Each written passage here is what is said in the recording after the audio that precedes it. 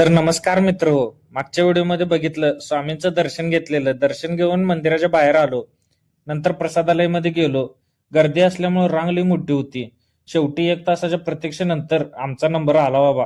रांगेतून प्रसाद घेतला, पोट भरून व्यवस्थित प्रसाद खाल्ला.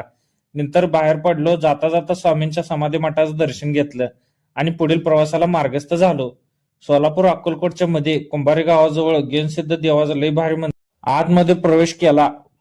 बाहेरच्या बाजूला असं छोटी छोटी मंदिरं होती, लय भारी होती. परत मेन मंदिरात आत गेलो तर आत इतकं भारी वाटाल तर मन शांत आणि प्रसन्न वाटाल तर मंदिराचं कोरीव काम आणि रंगकाम इतकं भारी होतं की नाही, बघतच बसाव काय. हे हायवेच्या बाजूलाच असल्यामुळे नाही, तुम्ही अक्कलकोटला आलात तर नक्की भेट देऊ शकता.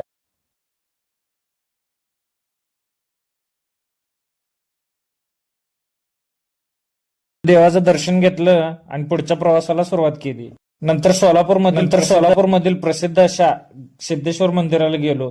हे तलावाच्या मध्यभागी मंदिर असल्यामुळे नाही, चार बाजून पाणी आहे बघा. इथं लय गर्दी नव्हती, त्यामुळे दर्शन व्यवस्थित झालं आणि दर्शन घेऊन लगेच बाहेर आलो. बाहेरचा नजारा तर लय भारी होता. समोरच सोलापूरचा भुईकोट किल्ला होता. वेळाअभावी तिथे काय जाऊ शकलो नाही. तुम्ही कधी आलात तर जाऊ शकता या. मग काय निघालो परतीच्या प्रवासाला. सोलापूरमधनं निघाला 4 वाजून. 2 चाकी असल्यामुळे एवढा एक फायदा आहे बघा. टोल असू दे आणि काय असू दे, आपण बाजून निघून जायचं वजनात हो. मग शेवटी पोहोचलो आपल्या कवट्यात.